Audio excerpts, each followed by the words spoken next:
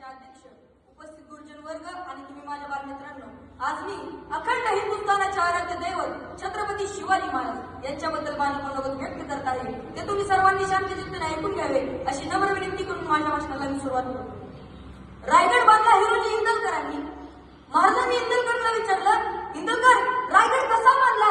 इंदलकर म्हणाले, खूप सुंदर बांधला महाराज. महाराज, वर गेलं तर हवा, खाली गेलं तर पाणी, शत्रूवर जाऊ शकत नाही एवढा सुंदर बांधला.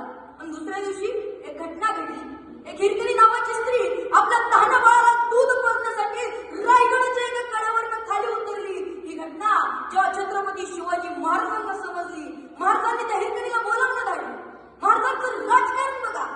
महाराजांनी त्या हिरकणीचा सत्कार हिरोजी इंदलकरांच्या हस्ते घेतला आणि महाराज इंदलकरांना म्हणतात, इंदलकर तुम्ही म्हणाला होता वर गेलं तर हवा, खाली गेलं तर पाणी, शत्रूवर जाऊ शकत नाही, मग हिरकणी खाली गेलीच कशी? त्यावेळी हिरोजी इंदलकरांनी दिलेलं वाक्य, इंदलकर असं म्हणतात, महाराज महाराज हिरकणी या महाराष्ट्रातली आई आहे आणि महाराज या महाराष्ट्रातली आई आपल्या लेकरासाठी काहीही करू शकते.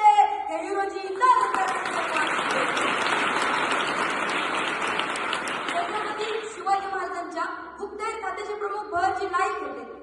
नगरला रामोशी समाजामध्ये युवकाचा जन्म झाला. त्यांचा एक प्रसंग मला या ठिकाणी आवर्जून सांगावासा वाटतो. पुण्याजवळ भोर नावाचं गाव आहे.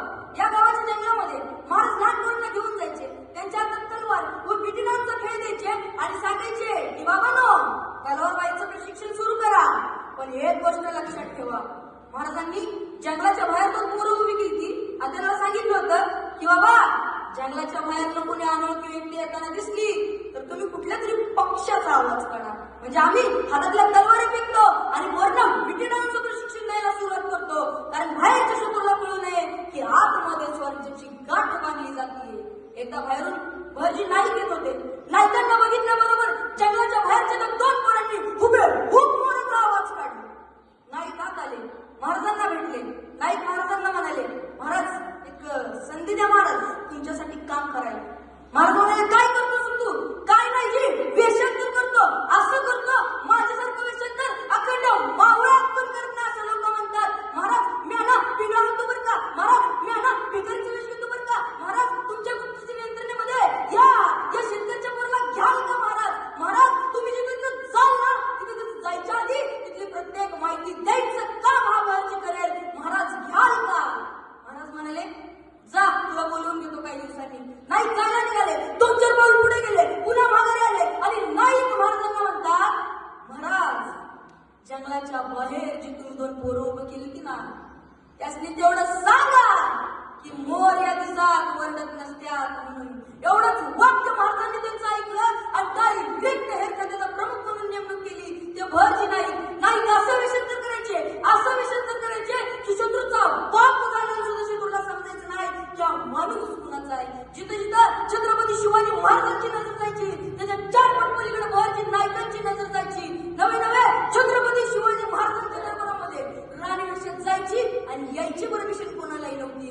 राणी वेषात जायची आणि यायची परमिशन एकाच माणसाला होती, ते म्हणजे छत्रपती शिवाजी महाराजांच्या गुप्तहेर खात्याचे प्रमुख बहरजी नाईक.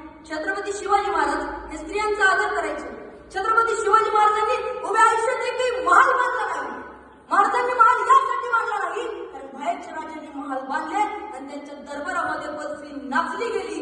माझ्या राजांनी एकही रंगमहाल बांधला नाही. माझ्या राजांनी 365 गडकोट बांधले आणि याच गडकोटांच्या जोरावरती ज्यांच्या दरबारातली स्त्री फक्त आणि फक्त वाचली गेली, तो एकमेव दरबार म्हणजे छत्रपती शिवाजी महाराजांचा. जगाच्या पाठीवरती एकमेव राजा आहे ज्यानं पहिल्यांदा म्हणजे अनेक राजांनी भूमीवरती राज्य केलं, या राजांनी समुद्रावरती सुद्धा राज्य केलं. आजही गुगलवरती सर्च केला तर फादर ऑफ इंडियन नेव्ही एकच नाव येतं, तर छत्रपती शिवाजी महाराज.